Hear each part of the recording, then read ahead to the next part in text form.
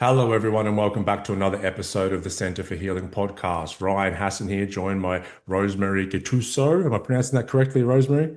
Yes, perfect. Thanks, Excellent. Ryan. Very, very excited to talk to you today. I'll start off by just letting people know who you are, and then we can jump into the conversation because I'm very, very excited to get into it today.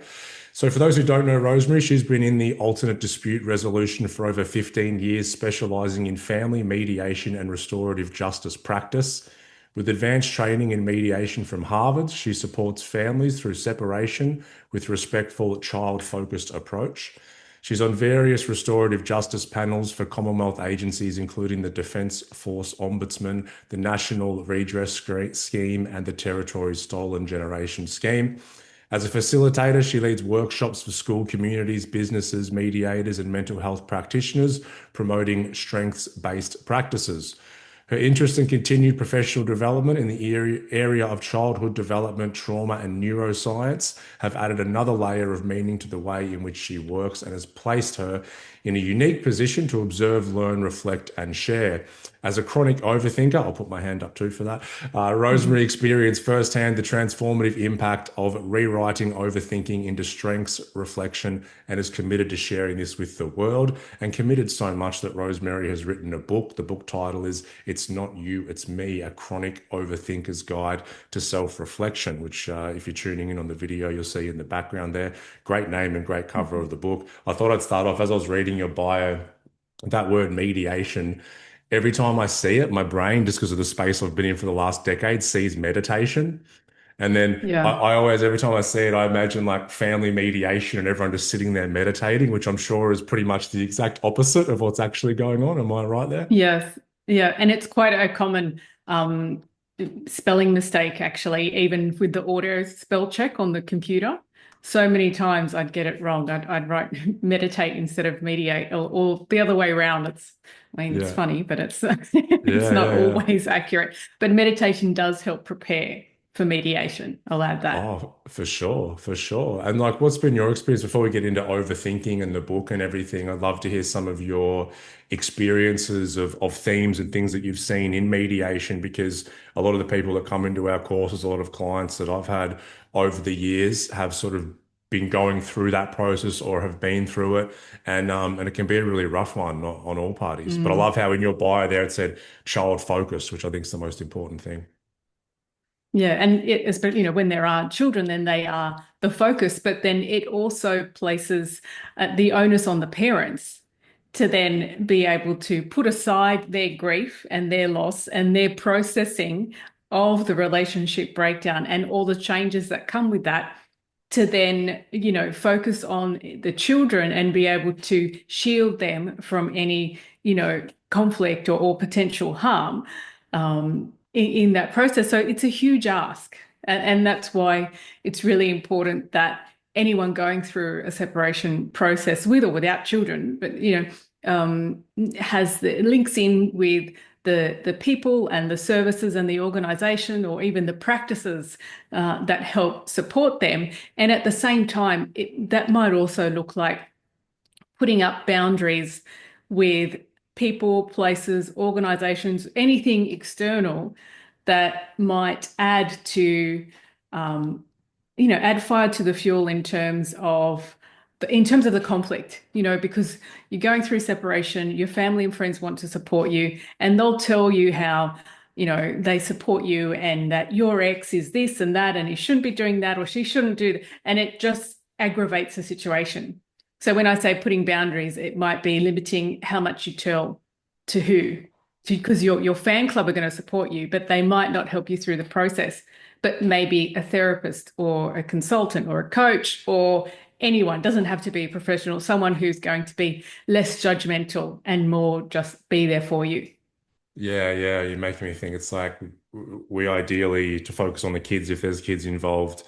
I guess you're trying to help people sort of put their egos aside to try and make the best objective decision. But something like mediation in a breakup like that is when egos are sort of at their most active, and we're trying to be right and make the other person wrong when the other person's doing that to Yeah. us. And it's interesting what you said. It's like We do have people that probably care about us and are in our corner, but sometimes that isn't always the best thing because normally they've got the pitchforks out the front, Yeah. ready for And make battle. it And that's, worse. yeah, Yeah. yeah, yeah. And when you're in that battle mode, then we tend to be stuck in the past.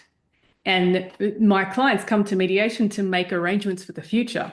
Mm. So there's this inconsistency here or a conflict of interest when we are in that sort of, I've been wronged and I need to get you back, or, you did this, so I'm going to do this. That keeps us in the past. And then it's harder to then just look at it from the perspective of the children, where they, assuming there are no safety concerns, they just want to spend time with each parent. And that can look like so many different ways. But, they don't want to be caught up in how that is organized. They just want to do it generally, Yeah, yeah. And let's move to the topic of overthinking. Rosemary, why did you write this book? Is it because you're obviously a self-confessed overthinker, it's in your bio, but did you write this book as a way of sort of processing and overcoming that, or have you been through a journey and learned to work with your overthinking, so you wanted to share that? What was, I guess, the intention behind writing the book? it's a mixture of a whole range of situations. So one of it is the way that I manage my own, I guess, personal adversity or crisis and overthinking. But it was also built on my observations of my clients and how they manage their situation, going through change and conflict, because I could see a lot in terms of trends that I noticed, but also I had myself reflected back in them as well. So it's kind of a mixture of these different worlds. And then at the same time, I became a counselor, couples and family therapist, and then started exploring neuroscience and child development and, the meaning behind what I was seeing in mediation room or hearing about. So it's really about all these parts of me sort of merging together to look at exploring what I noticed in the way that people manage adversity and the trends and how we could differentiate when we're in overthinking mode and when we're in reflection mode, and what that would look like, how it would feel like, and how it impacts the overall outcomes of whatever that situation is. What's the difference between being, and how would you recognize if you're in an overthinking mode versus a reflective mode? Well, I use the strengths-based theory because I was, when I started working as a mediator, I was working in an organization that used a strengths-based model. And so that's where, I was introduced to this idea that all our thoughts, feelings, and actions can be classified as coming under either what's wrong or what's strong. So we use that wrong or strong to help name what's happening.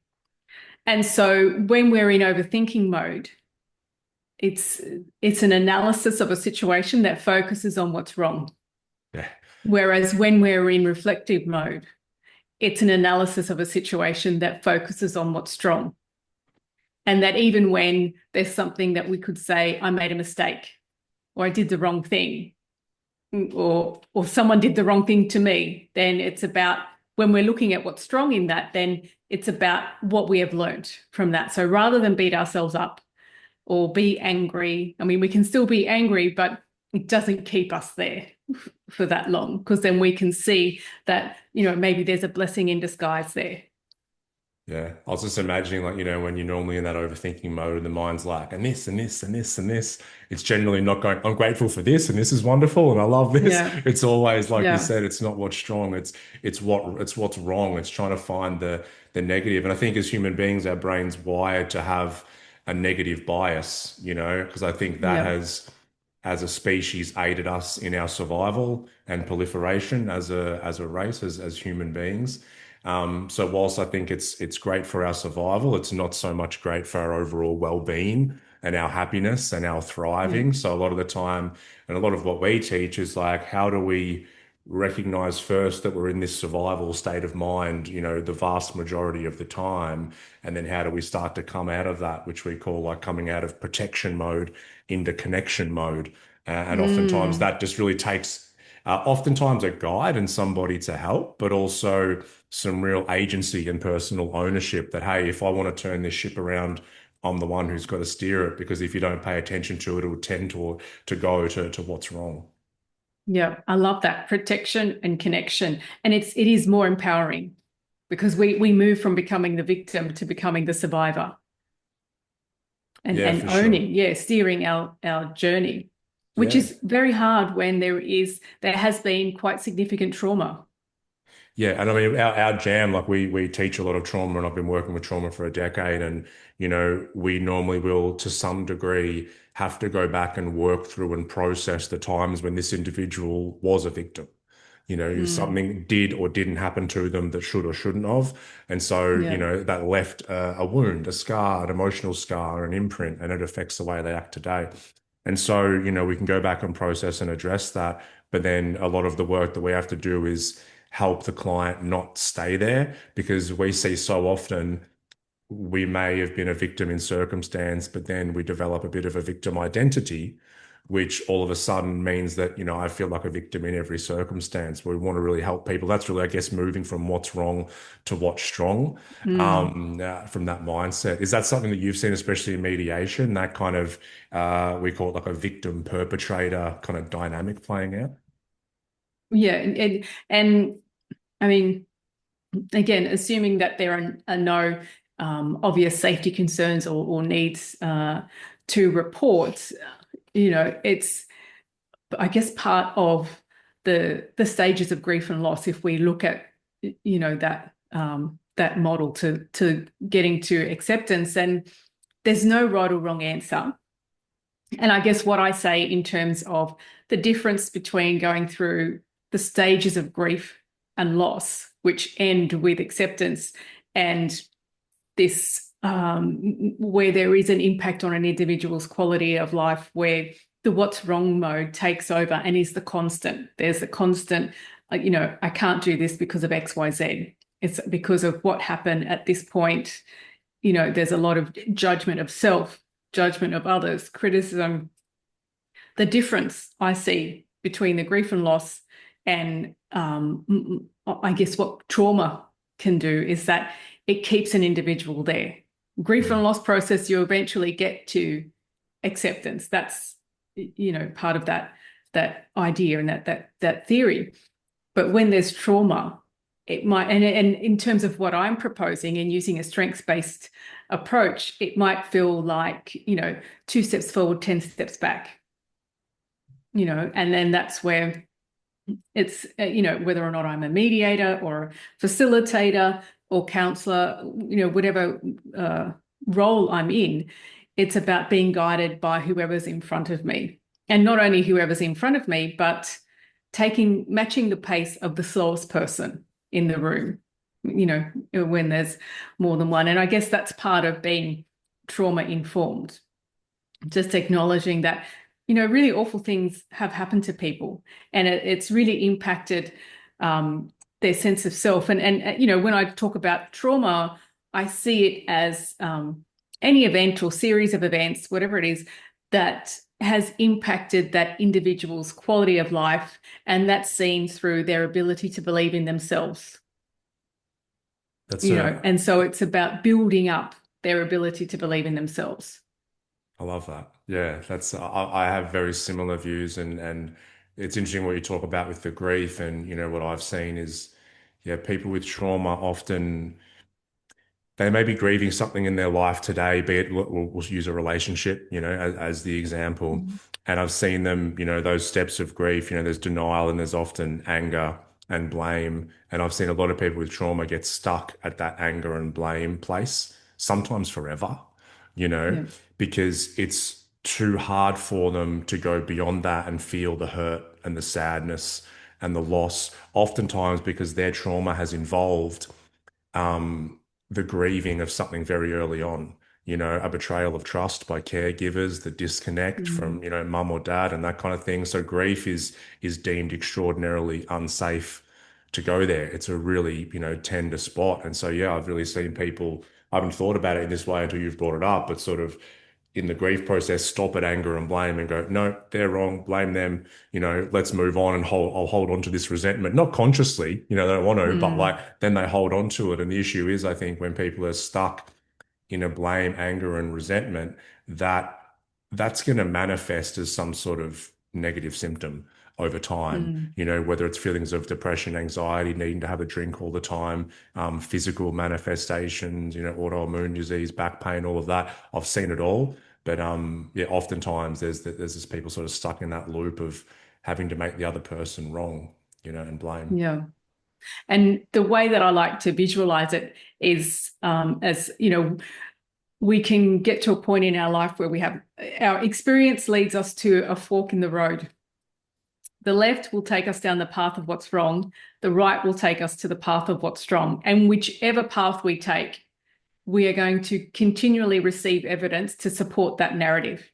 So if we've taken the what's wrong path, at an early age, or that's what we were told, because, it's also about what we were told to do as the default and what our experience then tells us that we have to do in order to survive. And that can be to go down the what's wrong path. And we're continually receiving evidence. So then to heal from that trauma, it's about injecting evidence that shows that there is a strength or there is another path that could be taken.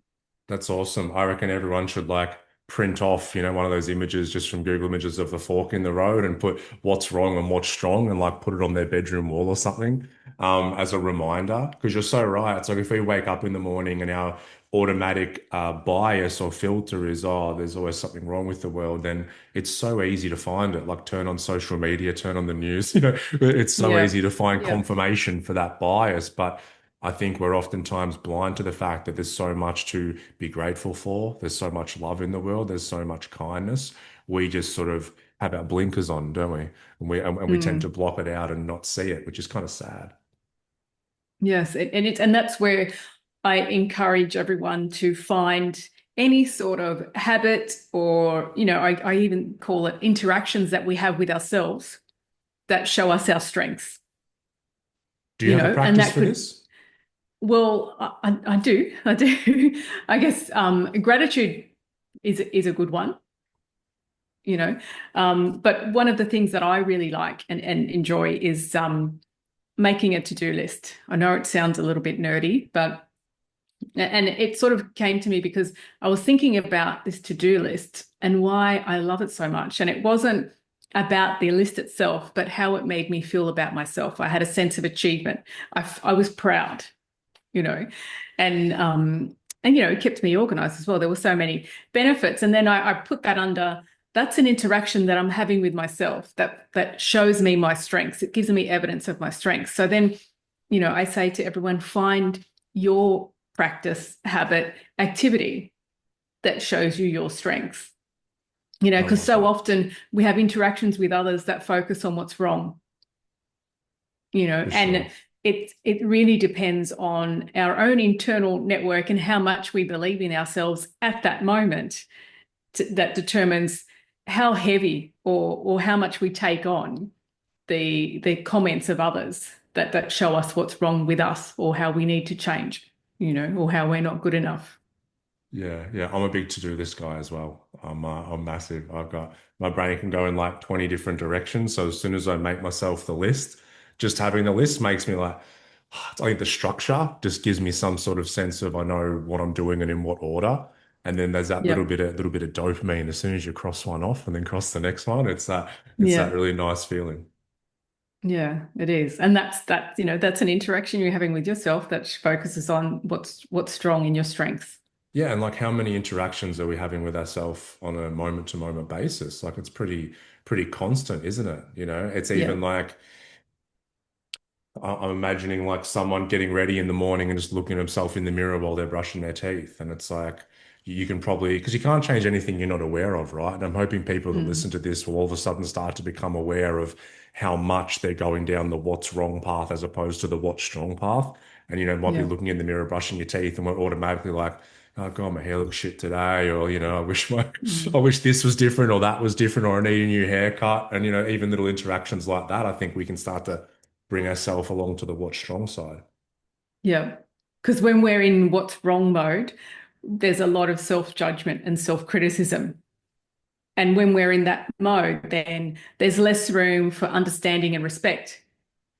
So with those interactions, well, how can we show ourselves understanding? How can we show ourselves respect? And one way that really jumped out for me as a mediator is because as a mediator, my role is not to take sides, not to give a judgment. I'm that third party neutral that helps facilitate their conversation, I guess with the exception of, safety concerns and, advocating for the needs of the children. But essentially, I don't give an opinion. I don't take it and make a judgment. So how can we be our own mediator in our own self-talk and be that third party neutral? Be non-judgmental, show ourselves respect, and just witness what's happening. That's so good. Yeah. Oftentimes in the work we do, we talk about parts and how we've got all these different parts of our psyche happening, and everyone seems to resonate with the idea of them having an argument with themselves in their own head, Yeah, and which is like just yeah, two different parts of the psyche. One believes this is best for the self, this one believes something else is best for the self, and they clash. And I guess it's what you're talking about. There's an inner mediator in there. It's like, can we get in touch with that and get to know it? So in those times where we're having this massive argument in the head, can we find the mediator up there and take a big deep breath and kind of go, mm, okay, everyone, and they can kind of manage the yeah, situation, let this part talk, let that part talk. I've sometimes used a visualization for myself and with clients where it's like a round table discussion, but there's the yeah, self or the mediators there and it's letting the different parts talk and it's sort of managing the situation. Because if it doesn't, then all these different parts just start yelling at each other, and that's when it and gets very take over. uncomfortable. Yeah, Yeah. Yeah, yeah. yeah. Don Miguel Wow. Ruiz called it, what do you call it? The matote, which means marketplace. And it's that busy marketplace where you walk in and everyone's talking, but you can't really make out what everyone's saying, but everyone's sort of just Yeah. yelling at each other. I really like that. Yeah, yeah. And one thing as well with my clients, it's you're sparking a lot of things here that really resonate. And it's like, I will, if they have kids, like young kids, like, I've got a 6-year-old and, I get them to say, would you go and like judge your son or daughter the way you judge yourself? Like imagine you're talking to them and Mm, going, oh, your hair looks shit. I wish you had a better nose or, I wish you were better at this. mm, Like, no, like it really hurts them. It's like, no way, I could yeah, never speak to them like that. Well, it's like there's a little child inside you and you're yeah. judging them pretty much on a constant basis. And that can sometimes wake them up to it a little bit. Wow. Yeah, that's really powerful. Yeah. Yeah. So what else? What else are some of the core themes in the book there, Rosemary? What do you talk about? What are some of the things I'm trying to think of now? People listening, they might have known previously, but they might be going, "Oh God, I'm a bit of an overthinker. I'm judging myself and that kind of thing." What else can they do? Well, I think sometimes it's just about that awareness, and I found myself the other day just walking down the street having all these thoughts in my head about a very trivial situation. And it suddenly dawned on me that every thought I was having focused on what was wrong. And that kind of was enough to just stop me. It was nothing major or life, changing, but it was just that awareness. And I guess what I find is, and what my hope is that once you sort of have this classification of what's wrong and what's strong, it's hard to forget it Mm, and to see it. And so sometimes it's, I guess, the time between the realization, going down the path of what's wrong and the realization, that time might get quicker, or and sometimes it'll be take longer, at different times in our lives, different parts, depending on what the topic is or the theme, or even where our strength is in that moment. Because we have some sort of weak points or soft points or parts of ourselves that might be impacted more at certain times, and then other parts of where we might be a bit stronger or believe in ourselves more. And I guess it's not about perfection. It's not about aiming for perfection, because we learn from the times that we haven't got it right. Oh, for sure. Yeah, we can never just Adna Shanti says perfectionism is a form of cruelty to the self because it's just so unattainable. But like, I'd love encourage listeners to think about what you just said. It's like, imagine if some situation sparked this overthinking, but then instead of you being lost for like 3 days in overthinking and worrying and Mm. anxiety and struggling to get to sleep, it was over in an hour or Yeah. 15 minutes or 5 minutes. Like that's such a great impact on someone's life. And we do forget. I I had this experience last night actually. So my son, who I said was 6, I've been obviously trying to instill a lot of these lessons and stuff that I've learned and taught. And so I'd been noticing he went through a phase like a year or so ago where he was getting really frustrated at losing something.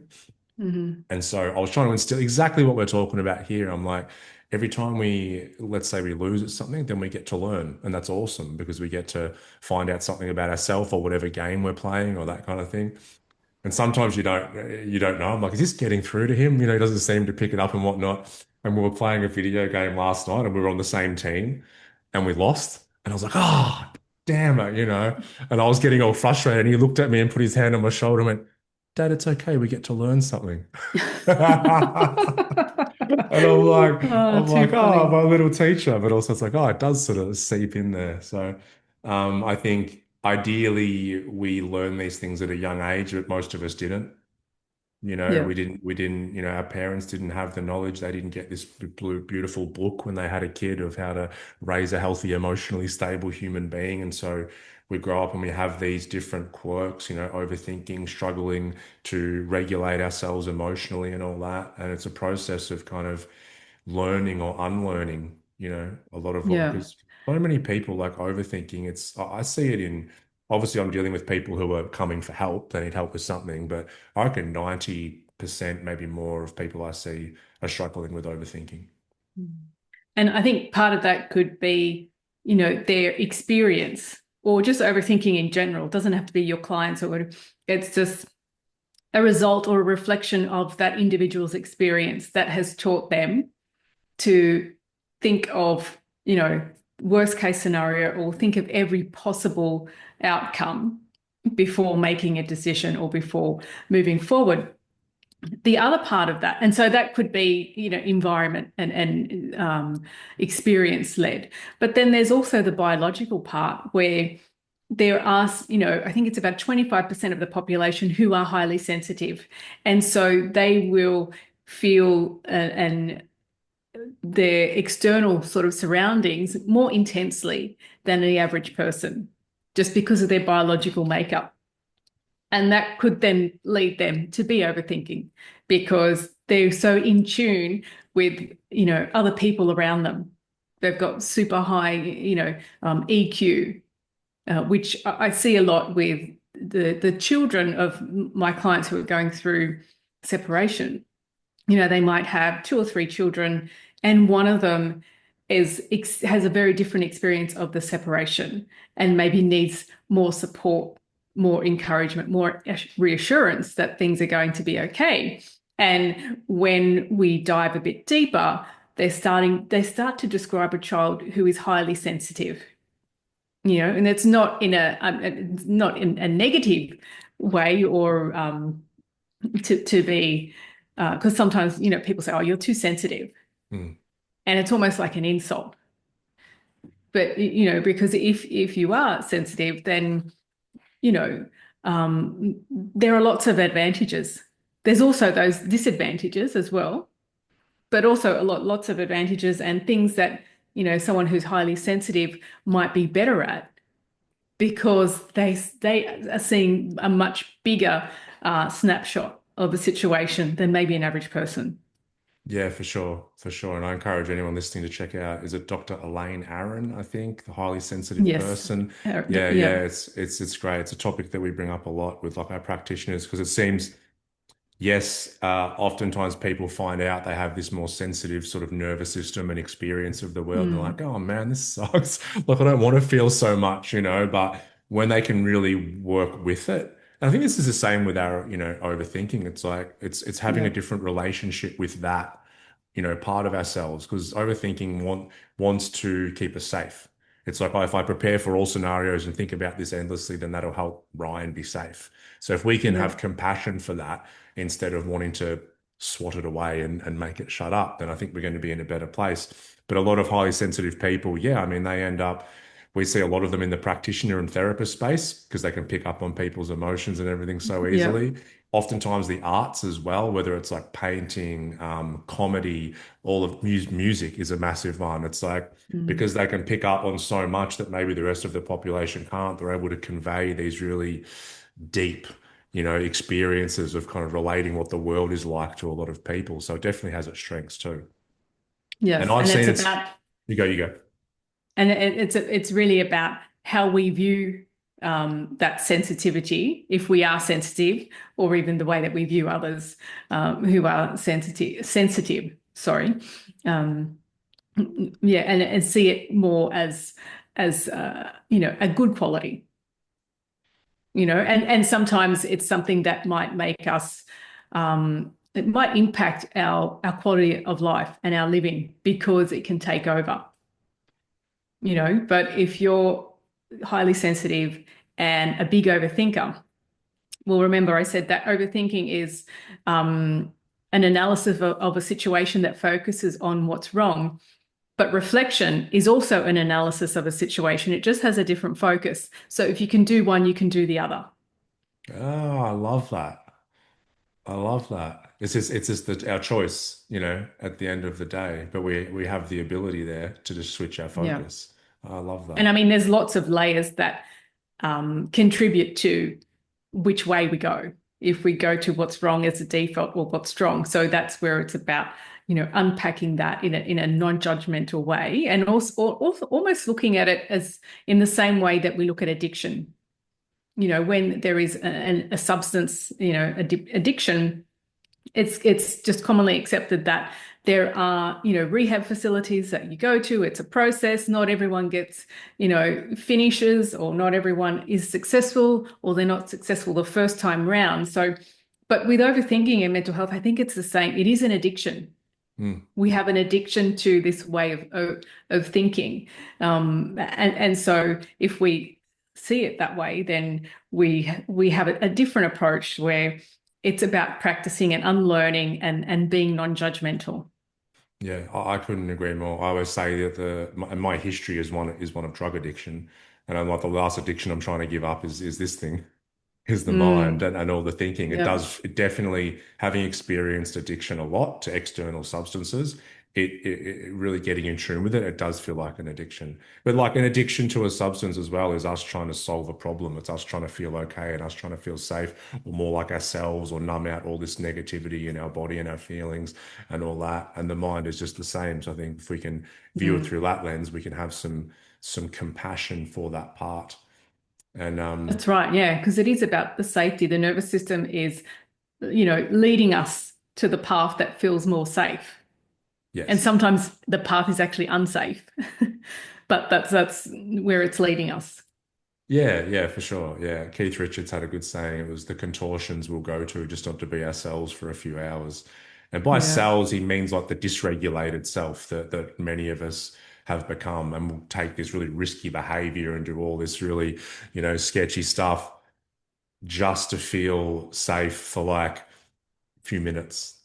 And then, then you that's have to deal right. with the Yeah, consequences. So it shows the desire for the human to want to feel okay, even if just for a short amount of time. yeah, very Yeah. powerful. What you're saying about the kids is really interesting, of having very different experiences of the home dynamic. When we started the center, we would have people come in for a consult because we do these 2 or 3 month programs. And in that consult, I'd just have a chat about them, their situation, and I'd talk about what we did. This is how we help people. And, we want to work through a lot of those childhood imprints and get you on the right path. And so people would oftentimes bring in a sibling just as emotional support. So they weren't looking at doing any work on themselves. They just wanted to sit there and so they're listening to me bang on. And so many times one of the siblings would start to describe the family dynamic growing up. The other one would go, what? That's not what it was like. And Mm. there'd be this massive discussion, and they had just such wildly different experiences of the exact same household, what mum was like, what dad was like. And it was so interesting to watch. And a lot of it is what you said, just Wow. some different wiring and sensitivity in the nervous system leads to a different experience. So do you find Yeah. that those, what you recognize as a more sensitive child needs a bit more attention in that process of a breakup? Well, then it could be that, they might need more reassurance. And it might be that when you are going to announce a change or a situation, then you have to really approach that in a way that's going to support that sensitive child. And so if there's information that you still don't know yet about an event, or you're still waiting on the other parent to give their consent or approve the proposed dates for the holiday or whatever it is, then, maybe hold off until you have all the events, all the dates, the how, who, when, what, how, whatever is going to happen, so that there's less room for worries. Are there any Yeah. gaps in the information being given to this child that could lead them to extra worry? And sometimes doesn't have to be gaps. They're going to worry anyway because that's how they view the situation. So it's about, looking at ways to really best support that child in that situation. Yeah, that's awesome. I love that. And so you do the mediation, you've written the book. Do you also do any like one-on-one work with clients or workshops or anything like that? I do workshops Yeah. and lots of talks at the moment. So workshops in either in mental health or in businesses, and also in high schools. Oh, yeah. And I guess going into high schools is really about prevention rather than a cure, in terms of teaching or showing students how to be strengths-based with themselves, and as well as to be strengths-based in relationships as well, because I've got a lot of, I guess, knowledge and experience working with domestic violence. So I've sort of woven this into this strengths-based approach of using what's wrong and what's strong in the interactions that we have with ourselves and the interactions we have with others, to really help students to really see what's healthy and what's not healthy in relationship. And How do it's you, relationship with others and relationship with themselves. of course, yeah, yeah. And how do you find that lands with kids of that kind of, teenagers, hormones running wild, socialization phase of their life? How do you find they're responding to that kind of information? Well, it's quite simple, Yeah. this what's wrong and what's strong. So, I find for the most part, students really like that idea, because they can look at their own relationships, whether or not it's friendships or with their teachers or their parents or their cousins, whoever it is, and break it down in terms of, their thoughts, their feelings, and their actions in relation to themselves or in relation to others. Do they focus on what's wrong and what's strong? And, what am I doing? What's my behavior in relation to that interaction? And then is it what's wrong or what's strong? So it's about bringing a very simple and clear way to reflect. I don't know if you found this as well, but I've found really when I've interacted with a lot of teenagers and maybe coming up towards the age of 20, just comparing it to when I was that old, like I'm 41 now, so we're talking, 25 years ago. I find that kids now are so much more emotionally mature than Yes. people. And I only have, I guess, the subset of where I went to school and what I was around. But just from what I've seen, Yeah. I've found these kids will be like, I'll talk with a 16-year-old and I'm like, I didn't have this emotional awareness till I was like 30. It was Yeah. like, Yeah. have you seen that as well? Yes, they're definitely the kids coming through high school now and even younger, are just so much, much more advanced and mature than how I would see myself at that age. I mean, we've had a lot of changes in the world, and technology and connection and information that's really, pushed us forward as a species, I think, in many ways.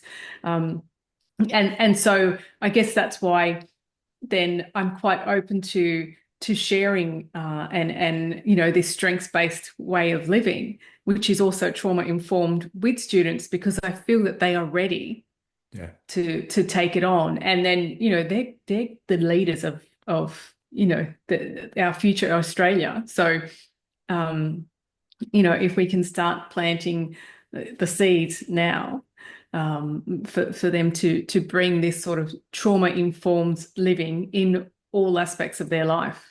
Yeah, I love that. It's like, right now, the work that we've done for the last 10 years is, we're working with adults who didn't have these resources. They've been through a lot Mm. of shit in their life, a lot of trauma, a lot of neglect, all that. And so we're having to go in and we're working with them and helping them live a better life and feel good. But as you spoke about, prevention is the key on a collective level moving on. Like you talking to these kids in high schools, it helps tremendously. I have a friend who runs a non-profit down here in Melbourne, and he's got a program in primary schools, getting kids like really young, learning what our emotions are, how to Mm. label them, talk about them, and express them.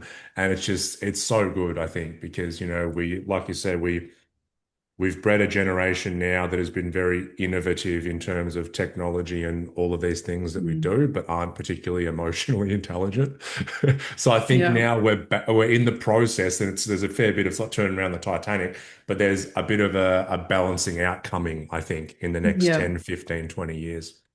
Yeah. And I think also because we went through the lockdowns, I think that also had a massive impact, particularly on, the toddlers who were going through that development where they would have been socializing with others, but were just at home with their immediate family and whatever the dynamics were there.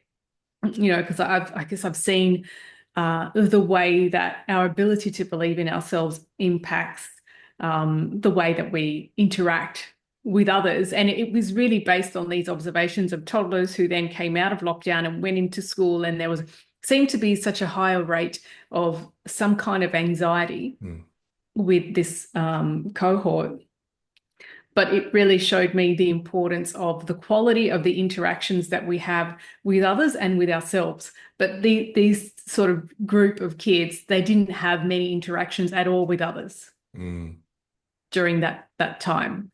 And so this is, a key concept to the workshops in terms of looking, do the interactions that I have with myself focus on what's wrong or what's strong? And what about the interactions that I have with others? Do they focus on what's wrong or what's strong? Because any interaction that focuses on what's wrong takes away from our ability to believe in ourselves, whereas interactions that we have with others and ourselves that focus on what's strong, they build on our ability to believe in ourselves, and that builds resilience. And that means when we do make a mistake, it's going to be easier for us to flip that into a learning opportunity. And then when others doubt us or what we're going to do, they say that'll never work. You've got an idea, a dream or a goal, and they knock it down. When we believe in ourselves, then it's easier for us to not be influenced by the doubt of mm. others. Yeah, yeah, I love that. Yeah, we can listen to what they say, and a lot of them maybe say it even from a loving place. But then our internal sense of self and resilience, as you spoke about, is strong and solid enough that we can take it on board, not have it as affect us emotionally, take learnings from it if we need to, but then kind of Mm. do what we feel is right for us at the end of the day. You know, I love that. I love that. Rosemary, we're gonna have to wrap it up. I don't want to, but I have to pick my son up from school. So, where can people get in touch with you and your work? Where can they get the book? Where can we point people to? Well, I've got my website, rosemarygattuso.com, and all my social media platforms at Rosemary Gattuso. And my book's available in paperback, ebook, and audio. Oh, brilliant. Did you read the audio? Yes, I did. You did. Yeah, yeah, yeah. I You did, have a very yeah. good voice, so that makes sense. What was that process like? Was that how long did it take? It took a few days in the studio over Yeah, okay. a period of time. Yeah. Yeah, and getting Awesome. used to. Yeah, it was Yeah. good. Well, thank you so much for joining me today. It's been a pleasure. You said something, just a little question before, which I think I'll leave listeners with is what is the quality of the interactions you're having with yourself? I think that would be a great place for Yeah. people to ponder that over the rest of today, tomorrow, and gain some awareness around how we're interacting with ourselves. And if we're noticing that we're focusing on what's wrong, let's start to see if we can focus on what's strong. Thanks, Ryan. It's been Right. lovely chatting. Thanks, Rosemary. Thanks everyone for tuning in. We'll see you all on next week's episode. Bye bye.